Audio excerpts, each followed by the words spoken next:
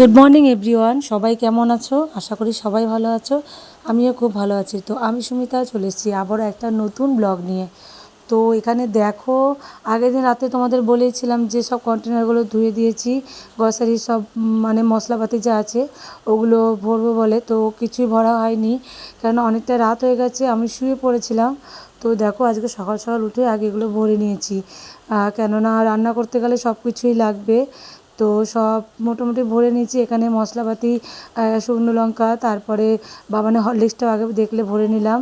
আর এখানে পাঁচ ফোড়ন, কালো জিরা, গোটা জিরা, মানে মোটামুটি একটা সংসারে রান্নাবান্না করার জন্য যাবতীয় যা যা মশলাপাতি লাগে তো সবই ভরে নিলাম।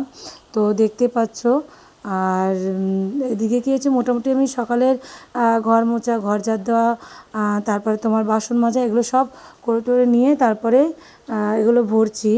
আসলে কি বলো তো, মানে চা খাবো তো, আমার কি সকালে সমস্ত কিছু কাজ করার পরে ধীরে সুস্থে চাটা খাবো, এটাই আমার ঠিক লাগে। কেননা ওই মানে বাঙালি ঘরে বিশেষ করে কি হয় যে চা খেতে বসে দেখবে সব রকমের গল্প আমরা করি, হয় সকালে আর একটা হলো সন্ধ্যাবেলা, তাই তো। তো এর জন্য আমি কি করেছি, সব কাজটা ছেড়ে বসি, কারণ ওই শান্তি করে বসে চাটা হলো আমার যে জিনিস, ওটা বসে শান্তি করে খাবো, গল্প করব। যার জন্য এই কাজ বাকি, ওই কাজ বাকি এই সমস্ত মাথায় রেখে চা খেয়ে শান্তি নেই, তাই না? তো তার জন্যে আমি সমস্ত কাজ সেরে টেরে নিয়ে তারপরে চা করে আমি আর বাবান বসেছি চা খেতে। তো জানো তো, এই যে এই কন্টেনারগুলো দেখছো না, তো এগুলো লকডাউনের সময় আমি কিনেছিলাম। মানে এত সুন্দর লাগে না দেখতে। এটা আমার মনে হচ্ছে হয় ফ্লিপকার্ট নয় অ্যামাজন থেকে আমি নিয়েছিলাম। কত টাকা নিয়েছিল ঠিক খেয়াল নেই। তো আমার বেশ দেখে পছন্দ হলো। তো আমি একজনের ব্লগে দেখেছিলাম এই কন্টেনারগুলো। তো তারপরে আমি সার্চ করতে করতে পেলাম, তো নিয়েছি। তো এর মধ্যে সমস্ত ভরে দিই, আর বেশ গোল রাউন্ডের মতন, তো বেশ দেখতে বেশ ভালো লাগে, ফুলদানির মতন। তো অনেকে দেখেছি এর উপরে ফুলও রাখতে, তো আমি কিছুদিন রেখেছিলাম, রেখে তো ফুলটা নষ্ট হয়ে গেছে বলে আমি আবার সব খুলে নিয়েছি। আর এদিকে দেখো বাবানের কীর্তি দেখো, আমি সমস্ত কিছু কিন্তু সকালে সব, ও তখন ঘুমোচ্ছিল, সকালে উঠে আমি সমস্ত কাজ সেরে নিয়েছি।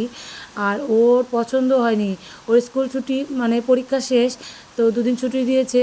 তো ও কী করেছে, সমস্ত জিনিসগুলো আবার সব বালিশ টালিশ সব নিচে নামিয়ে ও গুছিয়েছে। ওর পছন্দ হয়নি। আসলে কি বলো তো, কাজ না থাকলে যা হয়, হ্যাঁ, পড়তে বসতে বলেছি আর ওই কীর্তি করেছে, দরজা বন্ধ করে এই করেছে, এই তো করেছে। আবার পরে আমি ভিডিও যখন আমি ভয়েস দিচ্ছি তখন দেখছিলাম যে ও আবার কি করেছে, ক্যামেরাও করেছে। ক্যামেরা করে এখানে ঘর গুছিয়েছে, সেটা তোমাদেরকে দেখাচ্ছি। হ্যাঁ, কি বদমাশ ভাবো, কোথায় পড়বে, ওইসব না করে ও এই কীর্তি করছে। জানো তো, আজকে নিজের বোকামোর জন্য যে কি কষ্ট পেয়েছি কিছু বলা নেই। আর শুধু তো আমি যে কষ্ট পেয়েছি এমন না, বাবান, মিষ্টি, সবাই। মানে কি বলবো, যে এত বড় ভুল আমার দ্বারা যে কি করে হলো ভগবান জানে। তো পুরো ভিডিওটা দেখো, তারপরে জানতে পারবে যে আমি কি ভুল করেছি।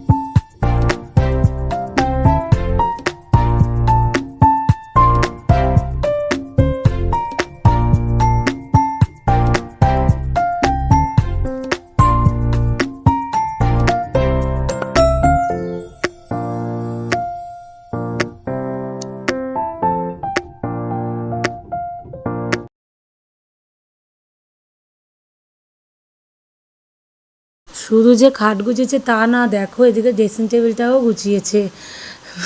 কি বলবো বলো, করা কাজগুলো যদি আবার করে, হ্যাঁ, এইসব না করে তুই পড়তে বস, তা না করে এই করেছে। তারপর তো আমি পরে বকেছি যে তুই এই কীর্তি করেছিস, হ্যাঁ, তুই পড়বি, তা না সব টুকটুক করে সব গুছিয়েছে। মেয়ে হলে না এটাই হয়, এটা কিন্তু আবার ছেলেদের দ্বারা হয় না আমার মনে হয়, তাই না?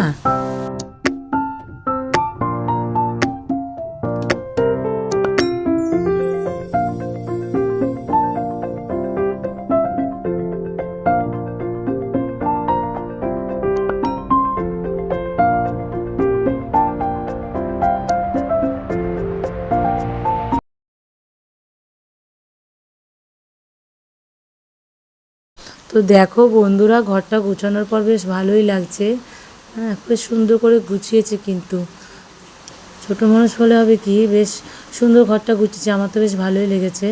হ্যাঁ, পুরো পরিষ্কার করেছে, কলিন টলিন দিয়ে খাট ড্রেসিং টেবিল সব মুছেছে। আর এদিকে আবার এদিকে ঘর গুছিয়েছে, আর এদিকে খেয়ালও আছে যে মাকে মাঝে মাঝে জল দেবে। আসলে আমার খুব গরম লাগছিল, আমি তো এরকম পাখা চালিয়ে বসছি, তো খেয়াল করেছে ও আর একটু আমি যদি বকি, তার জন্য কি করেছে গ্লুকন্ডি জল গুলিয়ে আমাকে আবার দিয়েছে, যাতে আমি ওকে না বকি। আর বকবো কি, আমি তো ওদের হেসিয়ে দিয়েছি।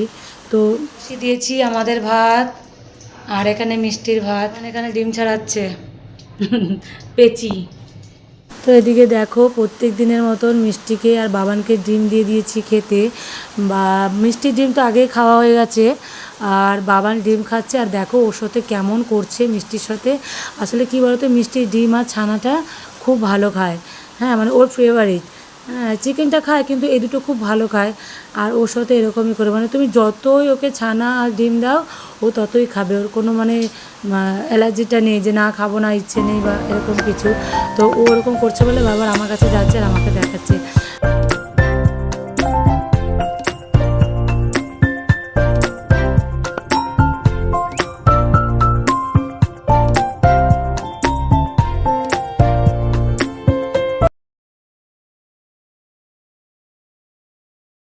এখানে আর মাছ কষাচ্ছি।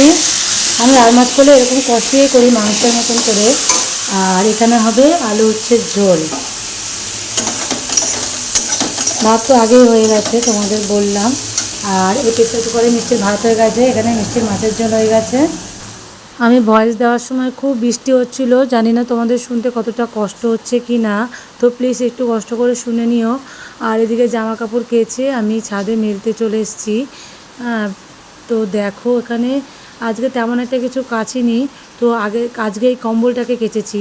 এটা বাবান গায়ে দেয়, আর চাদরটাকে কেচে দিয়েছি। আগের দিনের কম্বলটা যেন সেরকম শুকোয়নি, পুরো বোকা হয়ে গেছি নিজের মানে বোকামোর জন্য। দুপুরবেলা খাওয়া দাওয়া করে ভাবলাম একটু টিভি দেখবো, দেখছি কারেন্ট নেই। হ্যাঁ, কী হলো, কারেন্ট নেই, ঝড় বৃষ্টি নেই, এমনি মেঘলা রয়েছে। হ্যাঁ, কারেন্ট নেই কেন, কী করেছি দেখাচ্ছি।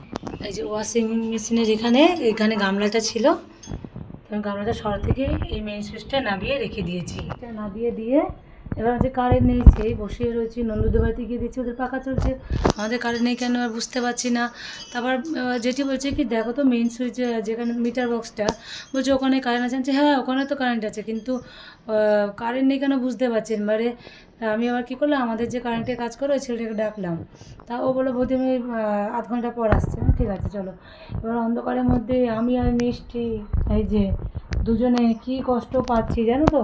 অন্ধকারের মধ্যে বসে রয়েছি, কারেন্ট নেই, মশা একদম ছেঁকে ধরেছে দুজনকে। ও বাবা, তারপর কারেন্টের ছেলেটা এসে ওই জায়গাটা দেখালো, যেটা তোমাদের দেখালাম মেন সুইচটা। আমাকে বলছে কি দাও 100 টাকা দাও। কেন? হ্যাঁ, বলছে কি দেখো কী হয়েছে। আমি মেন সুইচ, এই বাবা, তখন আমার মনে পড়লো যে আমার হাত দিয়ে হয়েছে এটা।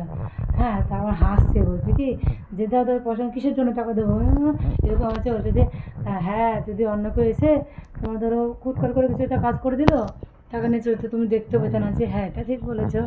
মানে ভাবো, নিজের বোকামোর জন্য সেই দুপুর থেকে ধরো ওই 2টো নাগাদ, তখন থেকে এরকম। এখন কত বাজে? হ্যাঁ, 6টা বাজতে 5 মিনিট বাকি। হ্যাঁ, এত পর্যন্ত বোকার মতন বসে আছি জানো। খেয়ে দিয়ে একটু পাখার তলায় বসবো, তাও পারিনি। কী করো, বাইরে ঘুরঘুর করছি, নন্দুদের বাড়িতে যাচ্ছি। ওদের যে ঘরে পাখা চলছে আমার একদম খেয়াল নেই। ঘরে এসে দেখছি যে ওদের জানার সামনে দাঁড়িয়েছি, খটখট করে আওয়াজ আসছে। কি নন্দুকে জিজ্ঞাসা করলাম, কি রে কারেন্ট এসছে? বলে কি হ্যাঁ কারেন্ট এসছে, মানে কারেন্ট তো যায়নি। তারপর দেখছি এই অবস্থা।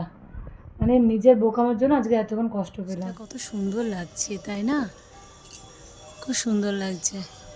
সন্ধ্যা হয়ে গেছে, সবার বাড়িতে শাক, উলুধ্বনি, কাসর বাজছে। আমি ওই জামা কাপড়গুলো তুলে নিয়ে সন্ধ্যা দেবো।